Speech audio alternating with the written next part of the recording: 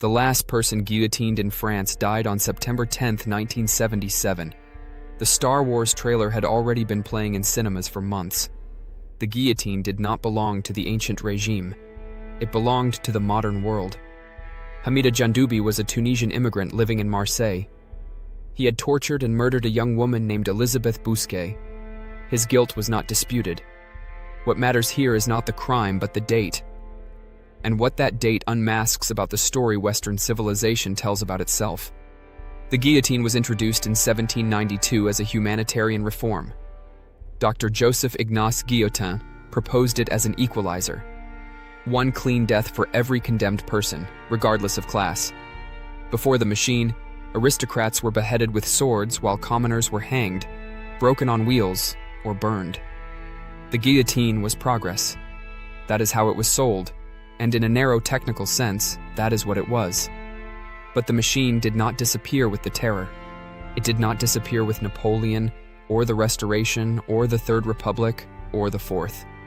France used the guillotine through 2 world wars, through decolonization, through the space age. The device, invented as an Enlightenment improvement, ran continuously for 185 years. In the 1970s, France was a founding member of the European community. It had nuclear weapons, a high-speed rail network under development, and a constitutional democracy with universal suffrage. It was, by every standard metric, one of the most advanced societies on Earth, and it was still strapping men to a board and dropping a weighted blade on their necks. The executions were not public by then. That had ended in 1939. But they were not private either. They happened in prison courtyards, before witnesses, with official documentation. The state was not ashamed of the guillotine. It simply moved it indoors. This is the thing that demands examination. The concealment was not abolition. Moving the machine out of the public square did not change what the machine did. It changed who had to watch. And that distinction between what a society does and what it allows its citizens to see is one of the more reliable indicators of how civilization actually functions. Robert Badinter, the French lawyer who would eventually lead the campaign to abolish capital punishment, argued before the National Assembly in 1981 that the guillotine was not an anomaly. It was a symptom. A society that retained state killing, he said, retained the premise that the state's relationship to human life was ultimately one of ownership. Badinter won. France abolished the death penalty in September 1981, 4 years after Jandoubi's execution. The vote was not unanimous. It was 363 to 117. More than a quarter of the French legislature voted to keep the guillotine available.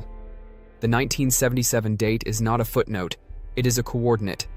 It tells you exactly where the line between the past and the present actually sits, which is to say, it tells you there is no clean line. The narrative of progress depends on a specific kind of forgetting, the assumption that the brutal thing ended when we stopped talking about it. Jandoubi's execution received modest press attention at the time.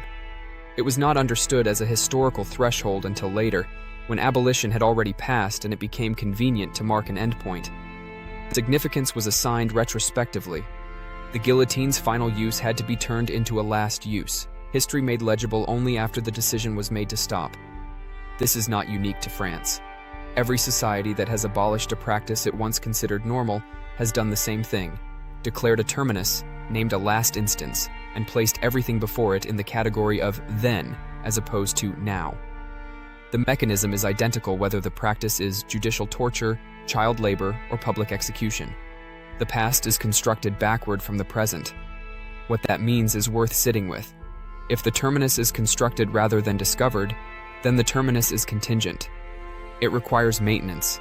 It requires the active, ongoing decision not to revert. And that decision is political, not inevitable. France's guillotine ran for 185 years, through every form of government the country produced. It survived revolutions that promised to end exactly this kind of state violence. The Enlightenment did not abolish it. The Declaration of the Rights of Man did not abolish it. Liberal democracy did not abolish it. A specific lawyer making a specific argument to a specific legislature in 1981 abolished it, and even then, 117 people voted no. Progress is not a current.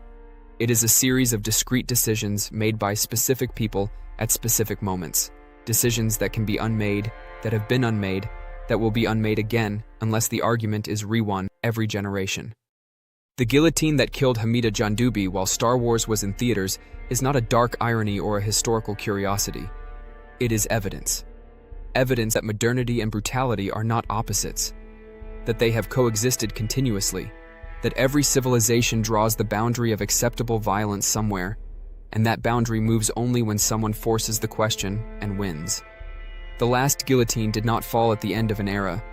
It fell in the middle of one we still inhabit, which means the work of deciding where that boundary sits is not finished, and has never been finished, and will not finish on its own. If this episode made you think differently, subscribe. New episodes every week. And if you want to go deeper, there's more waiting for you.